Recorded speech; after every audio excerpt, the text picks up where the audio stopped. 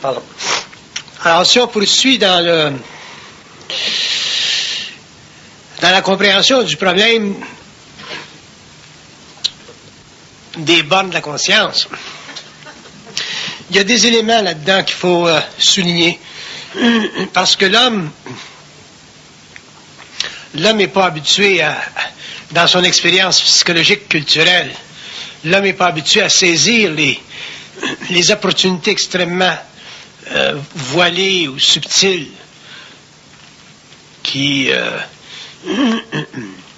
auxquelles il a accès, parce que l'homme n'est pas assez éveillé. Si on regarde, par exemple, le facteur de dominance, l'homme sur la Terre a tendance à être dominateur. Quand je parle de l'homme, je parle de l'être, génériquement parlant. On est dominateur. Et le mâle est encore plus dominateur. Alors qu'au cours de l'évolution, ou en ce qui concerne l'évolution de la conscience évolutionnaire, le développement de cette conscience-là, l'homme doit devenir un être dominant. On peut être dominant sans être dominateur. Et la différence entre les deux est importante. Elle est même imposante.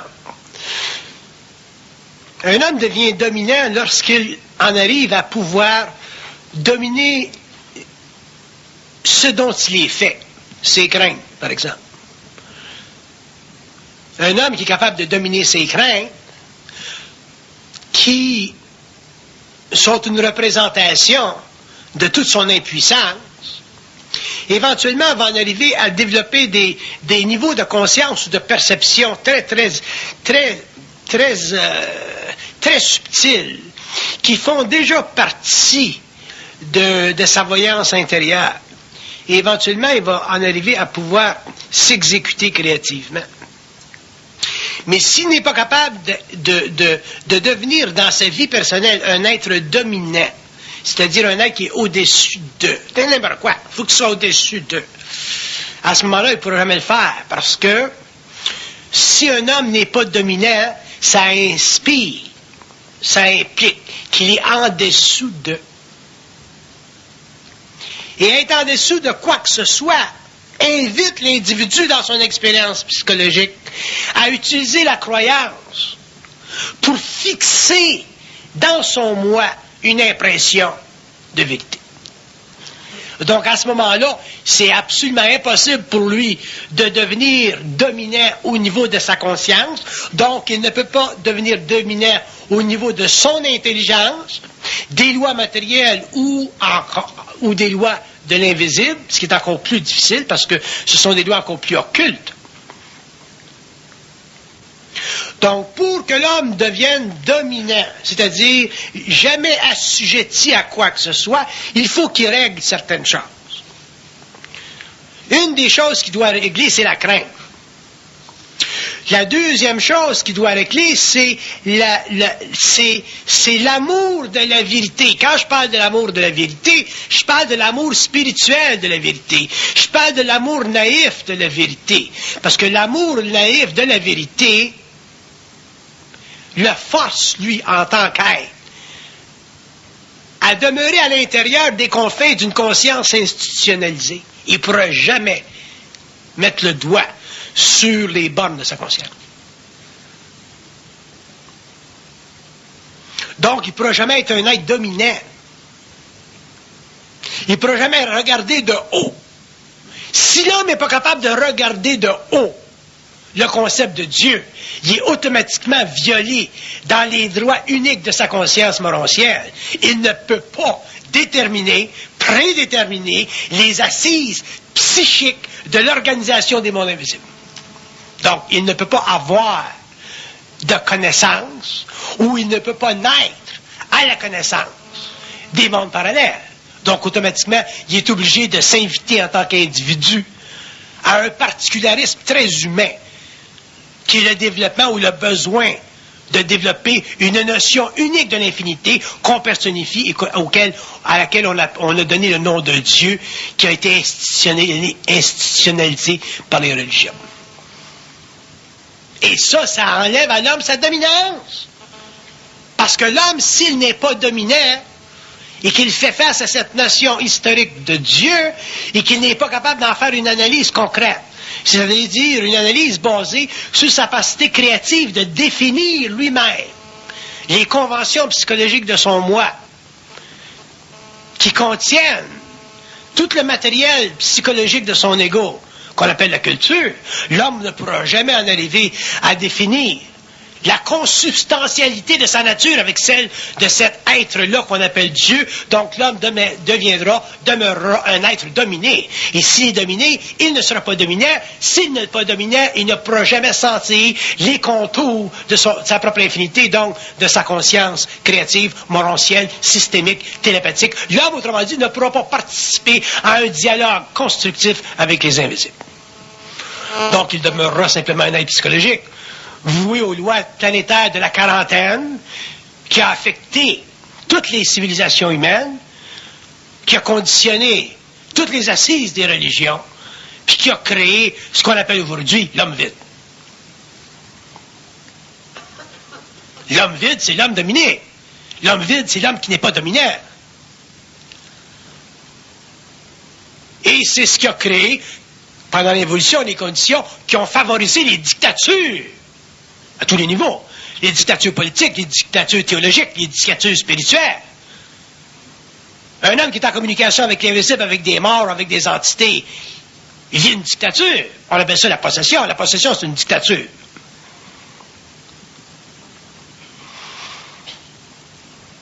Vivre une dictature par rapport à un profane, c'est une chose. Vivre une dictature par rapport à un mortel, c'est une chose. Tu peux toujours l'assassiner. Mais vivre une dictature par rapport à un invisible, c'est une autre affaire. Ça, on appelle ça de la possession. Et c'est la fondation même de l'illogisme psychologique de toute forme de maladie mentale. La maladie mentale, c'est de la dictature. Qu'on l'appelle, qu'on lui donne des noms techniques, psychologiques, qu'on appelle ça des obsessions. C'est de la dictature. Un homme est dicté par ses obsessions, d'agir de telle manière, de telle manière, de telle manière, de telle manière, de telle manière. C'est plus fort que lui. Même il va le dire au médecin, c'est plus fort que moi. Je suis obligé de me lever le matin et de mettre mes chaussettes en ligne avec le soleil.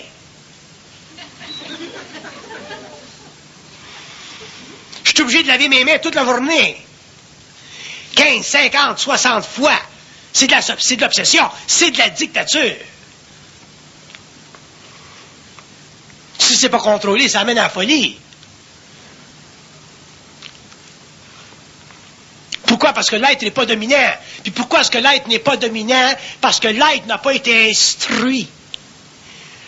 Puis pourquoi est-ce qu'il n'a pas été instruit? Mais parce qu'on a toujours été dominé.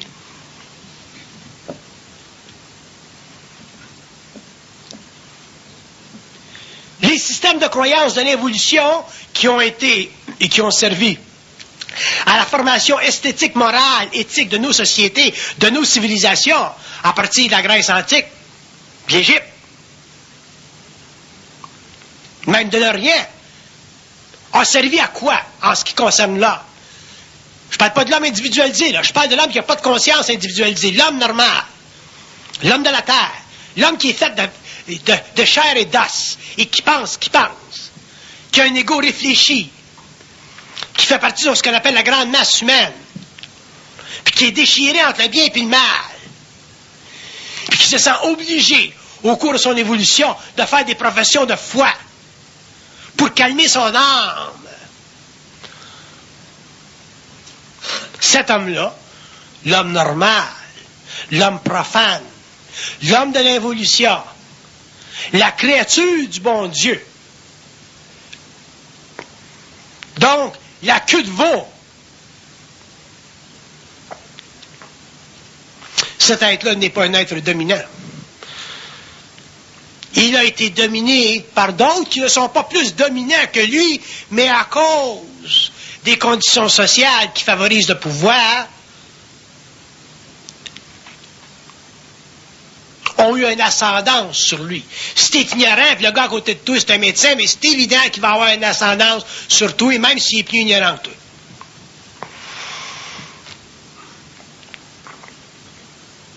C'est comme les curés qui arrivaient chez nous dans le temps et qui disaient à nos mères de famille, bon, ben, vous avez eu 14 enfants, là, faut pas refuser votre mari, là. Faut en faire un autre. Tabarnak, il y a une petite botte, là. Tu sais, faut pas nous faire chier trop longtemps. Fait qu'ils ont arrêté, ils ont essayé de nous faire chier, puis finalement, il y a eu la révolution tranquille, puis aujourd'hui, ils vont les avoir dans le cul. La majorité des êtres plus évolués. Fait qu'ils ont trouvé de changer leur position, là, changer leur marketing, puis aller en Afrique, puis en Amérique du Sud. Parce que ça marche plus, ces conneries-là. Là. La petite botte. 14 enfants.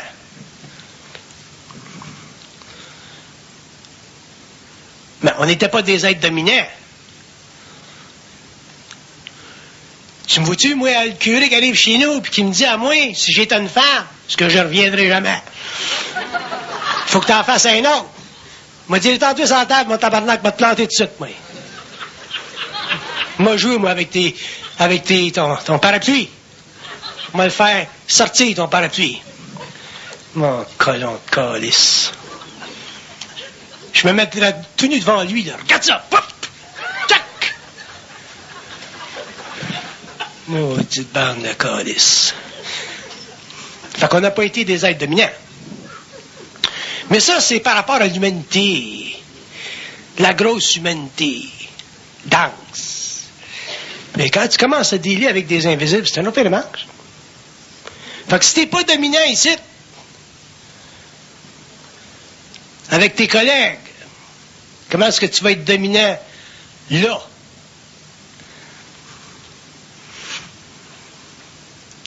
Avec des êtres qui appartiennent à des mondes dont les lois sont totalement différentes de nous autres. Ta mère est ici, à t'aime, puis elle arrive de l'autre bord pour essayer de te fourrer.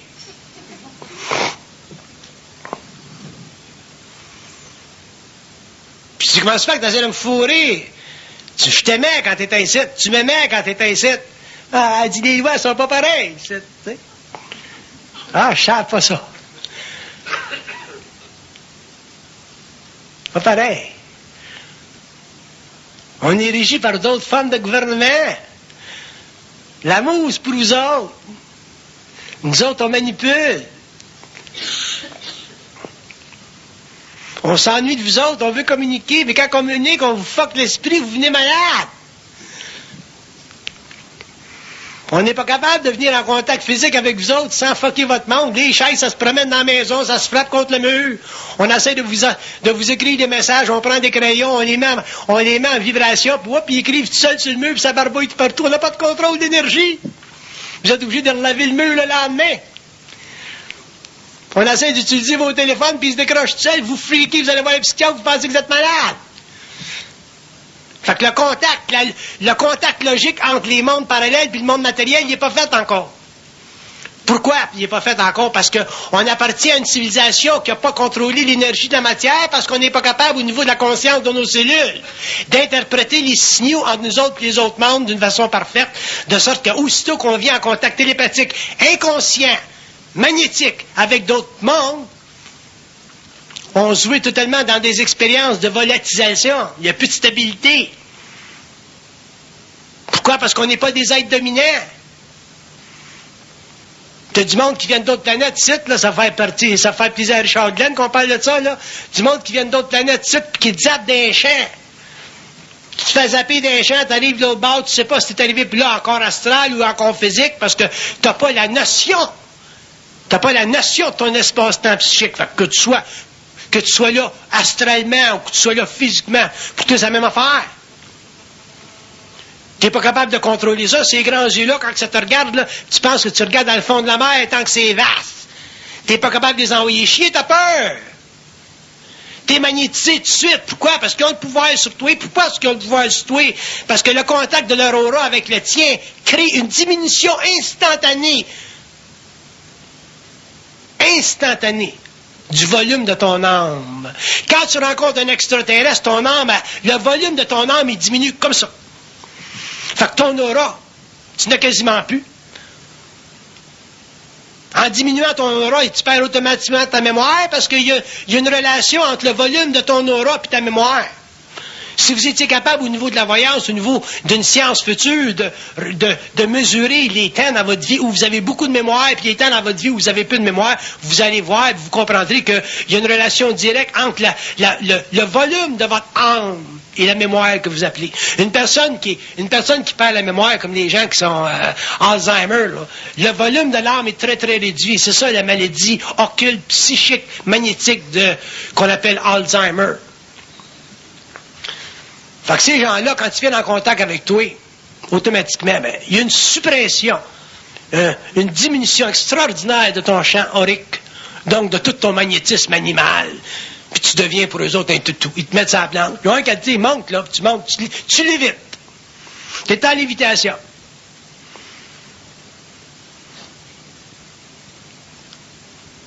Mais ça veut dire quoi, tout ça? Tout ce verbiage-là?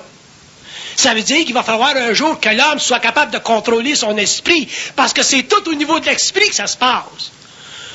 C'est pas au niveau des forces physiques, c'est au niveau de l'esprit. Puis l'esprit, on ne sait pas qu'est-ce que c'est. On a une petite idée, là, parce qu'on s'en sert à tous les jours, pour penser, on s'en sert pour mesurer, on s'en sert pour évaluer, on s'en sert pour techniquement créer des conditions matérielles là, dans nos jobs, là, en tant qu'ingénieur, en tant que médecin, en tant qu'avocat, en tant que juge, en tant que curé. On sert de notre esprit. Mais ça, c'est toute la contrefaçon. C'est de la petite vieille en comparaison avec ce que l'esprit est en réalité.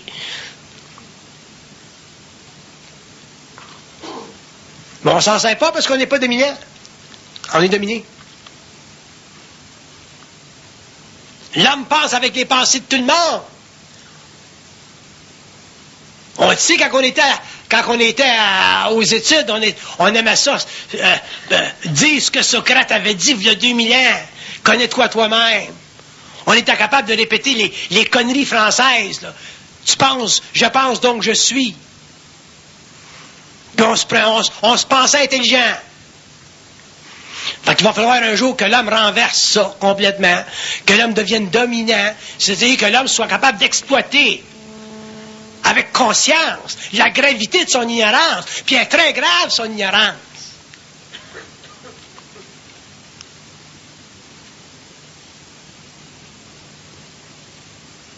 Puis elle est d'autant plus grave qu'on a l'impression, nous autres humains, sur une planète expérimentale comme la Terre, que c'est l'élite qui a la clé à la science. Alors que l'élite, sans le savoir, reçoit ses ordres à partir du plan astral. C'est les morts qui vous rendent intelligents. C'est les morts qui vous donnent vos idées. C'est les morts qui vous transfèrent l'information dans le rêve. C'est les morts qui, par le rêve, vous amènent, M. Fermi, à développer la conscience, le concept moléculaire de l'atome.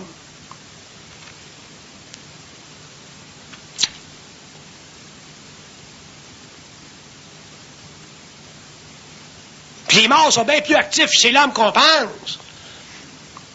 Si on regardait sur une base de 100%, jusqu'à quel point la science de l'homme aujourd'hui est dirigée par le plan astral, on serait surpris de savoir que c'est au-dessus de 95%.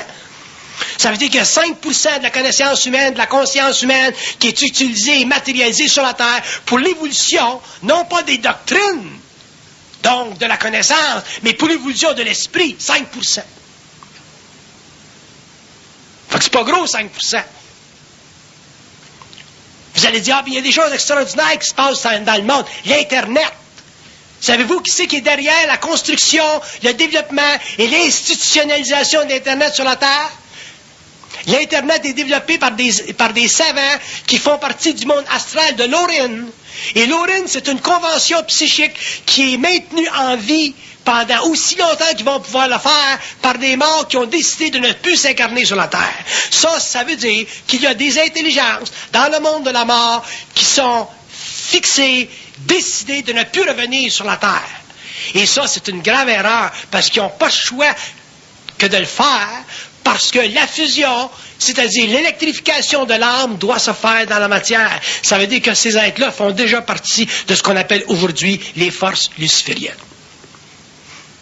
Donc, ce qu'on appelle l'Internet sur la Terre, ça fait partie de la domination à travers une technologie très vaste maintenus par des forces qui ont le pouvoir de donner à l'homme l'impression de l'infinité de sa conscience à travers l'utilisation des mécanismes énergétiques qu'on appelle les modems pour donner à l'homme l'impression d'accéder à une vaste ressource, à une vaste réserve de connaissances. Ça ne veut pas dire que je vais retourner en soirée chez nous et je vais mettre mon modem dans les poubelles. Il ne faut pas être con à ce point-là. Mais il faut savoir qu'éventuellement, l'homme devra atteindre des niveaux de conscience, de science, fondés sur le pouvoir télépathique de son esprit avec d'autres esprits. Là, c'est réellement l'Internet, le vrai Internet. Sans ça, tous les égrégats de la planète vont être mis en vibration par cet Internet-là. Fait que l'Internet, sur le plan psychologique d'une civilisation aussi abrutie que la nôtre, va devenir au 21e siècle une grande poubelle psychologique pour l'humanité. Puis il va y avoir des petits secteurs de ça qui vont être très bien. Puis il va y avoir d'immenses secteurs là-dedans qui vont servir à une plus grande dégradation de l'âme humaine parce que l'homme n'a pas d'identité. Les individus ne sont pas invités à pouvoir passer dans ces mondes-là, expérimenter ces mondes-là avec de la science intérieure qui peut leur dire « ça c'est pas bon, ça c'est bon, ça c'est pas bon, ça c'est bon ». Si l'homme n'a pas d'identité, comment voulez-vous que l'homme soit capable de faire un choix entre des propositions que l'Internet et d'autres choses qui viendront tout à l'heure l'inviter à une dissuasion de sa dominance? Quand tu arrives à un petit gars de 12, 13, 14, 15 ans, puis tu lui présentes, comment est-ce qu'il appelle ça, virtual reality. Pour lui, c'est à l'os.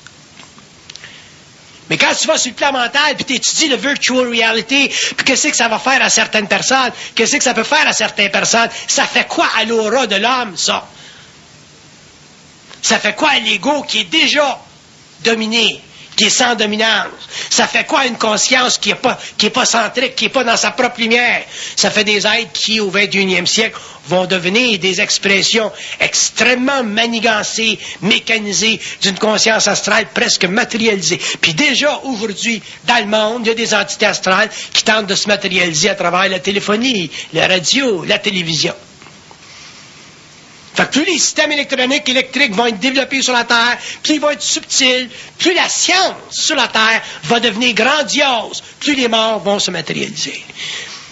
Mais quand tu vas venir le temps où les morts vont se matérialiser à un point où l'homme pourra plus faire la différence entre un mort matérialisé et un vivant incarné, qu'est-ce que vous pensez qui va se produire?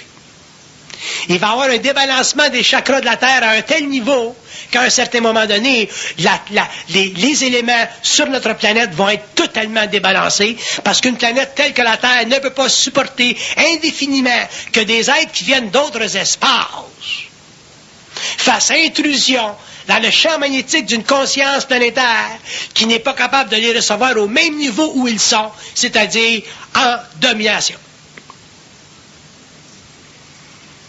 Donc, un être qui est dominé, qui est dominable, et qui vient en contact avec des entités d'un autre monde, pas simplement lui devient-il victime de cette contrefaçon-là ou de cette interprétation des mondes, mais même sa planète. Fait que vous pouvez vous attendre au 21e siècle que beaucoup de choses sur la Terre qu'on considère aujourd'hui comme étant suffisamment stables vont devenir extrêmement déstabilisées.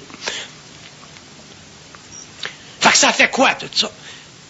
Sans aller trop loin dans l'étude noire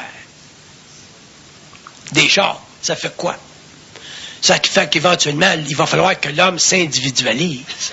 Il va falloir que l'homme devienne un être dominant pour être libre. Libre de toutes les forces occultes matérielles qui ont tendance à conditionner son moi à un point où l'homme va perdre son identité et va devenir graduellement un être très mélancolique. Et l'homme moderne devient de plus en plus mélancolique. Et la mélancolie de l'homme se manifeste de plusieurs façons. La mélancolie de l'homme se manifeste dans le fait que plus on avance dans l'évolution de la Terre, dans l'évolution des systèmes, plus on avance dans le temps de l'information, plus on avance dans le temps de la fausse liberté, plus on avance dans un temps où même les hommes et les femmes ne sont plus capables maintenant de maintenir cette alliance fragile qui historiquement a créé le couple, qui était pour l'homme et la femme une sécurité et qui devient maintenant un champ de bataille. Pourquoi? Parce qu'il n'y a plus d'esprit chez l'homme. Il y a simplement de l'âme qui est avide d'expérience. Pourquoi? Parce qu'il n'y a plus d'identité. Et quand l'homme n'a plus d'identité, il est obligé, par la force des choses, de s'exprimer d'une autre manière, afin d'avoir l'impression d'en découvrir une. Fait que ça va loin, ce qu'on va vivre au 21e siècle. Si on le regarde du point de vue de l'évolution, ça fait partie de la programmation de la Terre, c'est inévitable, c'est normal, puis c'est bon. Mais si on le regarde du point de vue de la paix de l'âme, si on le regarde du point de vue de la paix de son esprit, il va falloir que l'homme devienne un être très, très dominant s'il veut conserver demain la paix de son esprit, c'est-à-dire ne pas être terrorisé par tout ce qui est neuf et tout ce qui viendra de neuf dans le monde. Autant sur le plan des idées, autant sur le plan des technologies et autant sur le plan du brassage de toutes ces choses-là, dans une cacophonie historique que l'humanité n'aura jamais compris, n'aura jamais vécu et que Saint Jean appelait l'Armageddon. Pas l'Armageddon, l'Armageddon.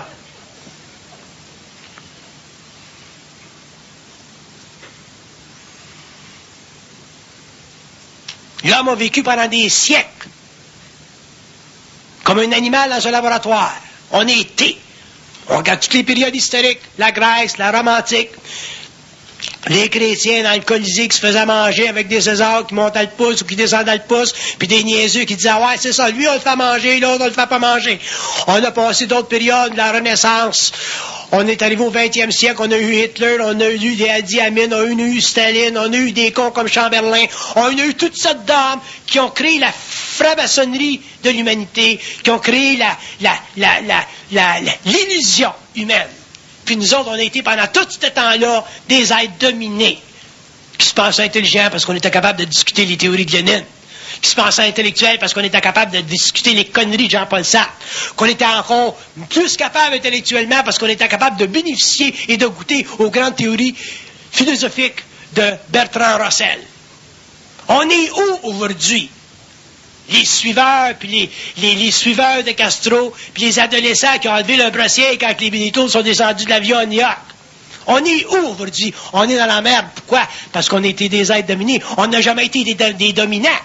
Puis quand on était jeunes, puis qu'on voyait nos chums, nos blondes, puis nos chums mâles ou femelles, qui disaient, bon, ben moi, j'ai le portrait d'Elvis Presley dans ma chambre, puis à soir, je m'en vais à Woodstock, puis à soir, je m'en vais voir tel gars.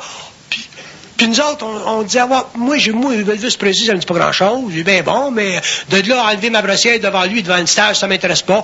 Aller faire la queue là, devant de catébouriflés qui viennent dans la terre, là, ça m'intéresse pas.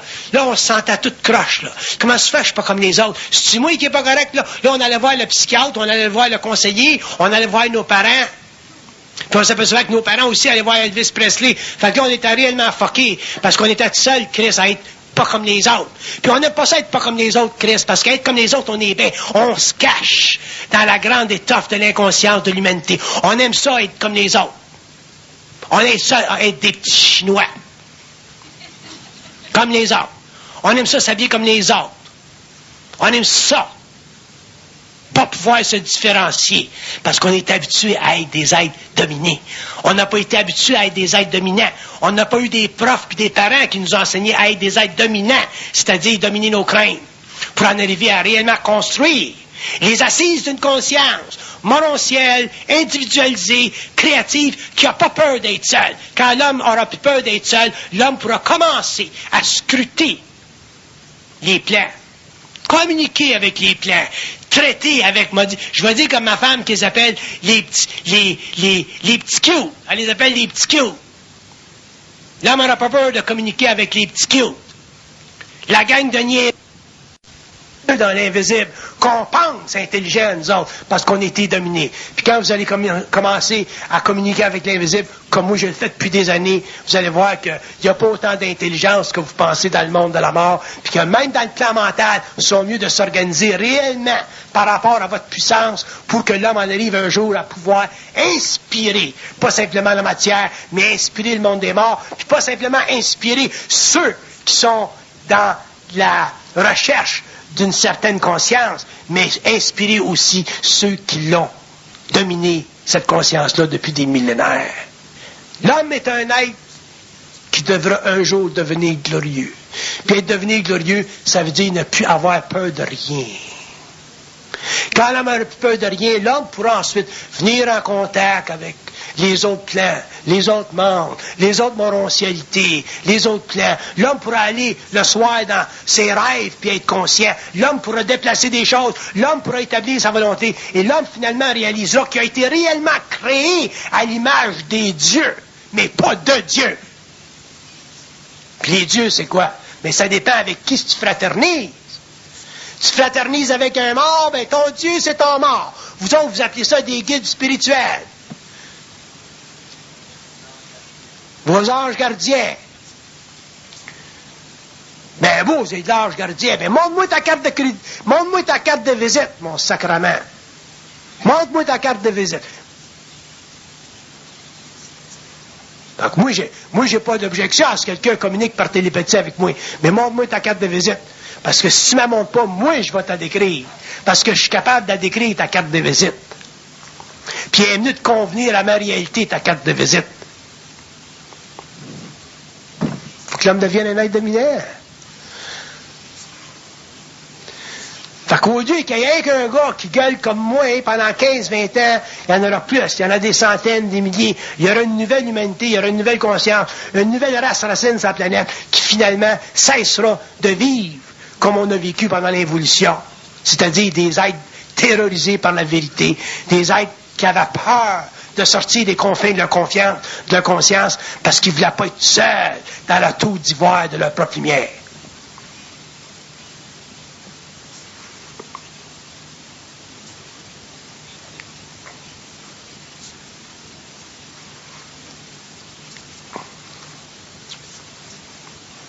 Des fois, j'ai tanné de parler.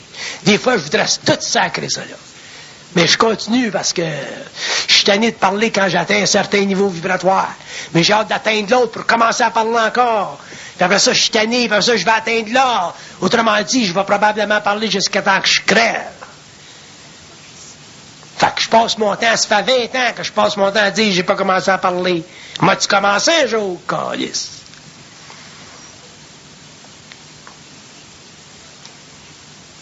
Le mensonge, on ne l'a pas fait. On ne l'a pas étudié, le mensonge. On n'a pas fait d'études profondes du mensonge. C'est quoi le mensonge?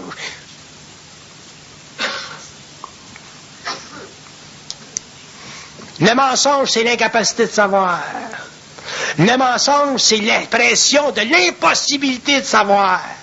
Le mensonge, c'est la crainte de ne pas pouvoir savoir. Le mensonge, c'est l'impression qu'on a de ne pas être assez intelligent. Le mensonge, c'est l'impression qu'on pense que d'autres sont plus intelligents que nous autres. Le mensonge, c'est l'incapacité de saisir l'opportunité qu'on a en tant qu'être de lumière de démolir les fondations de la connaissance humaine, de l'évolution. Les fondations historiques qui ont servi à la construction du moi et qui nous ont enlevé tous les avantages qu'on devrait avoir par rapport aux invisibles. L'homme devrait être capable de dire, bon, ben, à soir, là, c'est correct, telle heure, tu te matérialises chez nous, on va parler, moi pis toi. Ça fait pas partie de l'occulte. Ça fait pas partie des pouvoirs de l'homme. Ça fait partie des lois uniques de l'interprétation de toute conscience en rapport avec une autre conscience. Un être humain matériel avec un être humain non matériel, ça demeure des êtres de lumière pareils. Et dans un monde ou dans un autre, les hommes devraient être capables de convertir leurs différences. Les êtres devraient être capables de convertir leurs différences pour finalement atteindre un niveau de science individualisée mais universelle qu'on arrive à réaliser par la télépathie quand que le phénomène se manifeste. Mais nous autres, c'est pas ça qu'on vit. Nous autres, on vit des phénomènes paranormaux. Le phénomène paranormal, c'est un viol de la conscience humaine. Quand il y a un téléphone chez vous qui se décroche du mur puis qui signale tout seul, ta conscience humaine est violée parce que tu n'es pas capable d'empêcher le phénomène. Tu n'es pas capable de comprendre le phénomène. Tu n'es pas capable d'interpréter le phénomène. Tu n'es pas capable de savoir qu'il y a une entité de l'autre bord qui veut, qui a besoin de ton êtres. Fait qu'on est réellement des êtres qui n'avons aucune notion de l'invisibilité. Et on pense qu'on a, parce qu'on a des doctorats d'Université de Montréal, qu'on comprend le phénomène du paranormal. On pense qu'on est capable d'expliquer comment ça se fait qu'on s'en va avec des chums en France d'un hôtel un matin ou un soir, puis le lendemain matin, on sort de là, puis on paye, puis la bonne femme, elle nous dit, bon, ben, ça vous coûte 19 anciens francs, on sort de l'hôtel, puis on s'en va, puis on revient plus tard, puis on repasse devant l'hôtel, puis plus là. On s'en va en ville, on s'en va demander à la police. Il y avait un hôtel, là, il y a 2, 3, 4 semaines, là. Je suis venu avec mes chums, on était à 2 couples, puis on a payé notre hôtel, ça nous a coûté 19 francs. Le gars, il dit non, il n'y a jamais eu d'hôtel là. Les trous temporels, on ne comprend pas qu'est-ce que c'est des trous temporels. Puis pourquoi est-ce qu'on est si bafoué, puis qu'on vit tellement dans la noirceur des mondes? Parce qu'on n'a pas de domination, on n'a pas de dominance, on ne domine pas. Et comme on ne domine pas, on n'est pas capable de saisir l'esprit des choses. Donc, on n'est pas capable de saisir les esprits. Puis quand tu n'es pas capable de saisir les esprits, tu es sans puissance. Tu es un être humain qui fait partie des lois de l'évolution. Tu es sur une planète existentielle. Tu es lié par les lois de la quarantaine. Et le phénomène OVNI, pour toi, c'est un phénomène totalement extraordinaire. Tu voudrais être en relation avec ça. Tu voudrais que ça vienne chez vous, ces gars-là, te rencontrer, prendre un Pepsi un soir. Puis quand tu viennes, tu t'évanouis. Tu perds ta conscience. Ils t'hypnotisent, ils te mettent sur une table, ils te ramènent. T'as des blancs de mémoire. Ta vie est fuckée. Calisse. Parce que l'homme n'est pas un être dominant. Vous allez le comprendre. Quand même, je passerai ma vie, le restant de mes jours, à démolir les fondations psychologiques du moi qui ont servi à la construction de l'empire des forces arimaniennes sur la Terre, où l'homme n'a jamais été capable de réaliser qu'il est en fait un être glorieux, c'est-à-dire qu'il a substantiellement le pouvoir d'inviter à sa table les invisibles. Mais les inviter à sa table dans son temps, pas se faire fucker son espace-temps par des matérialisations puis par des phénomènes paranormaux qu'il ne comprend pas. L'homme doit être maître de sa nature. Ça veut dire quoi être maître de sa nature? Ça veut dire être mûr dans sa nature. Mais être mûr dans sa nature, tu ne peux pas l'être si tu n'es pas un être dominant, si tu n'as pas dépassé les constructions fictives qui sont reliées au besoin de croire, qui sont reliées au besoin de savoir, qui sont reliées aux besoins émotionnels de l'âme, de vouloir accéder à la vérité. Ça a été notre impuissance. Si tu donnes à quelqu'un le pouvoir de te dominer, il va le prendre.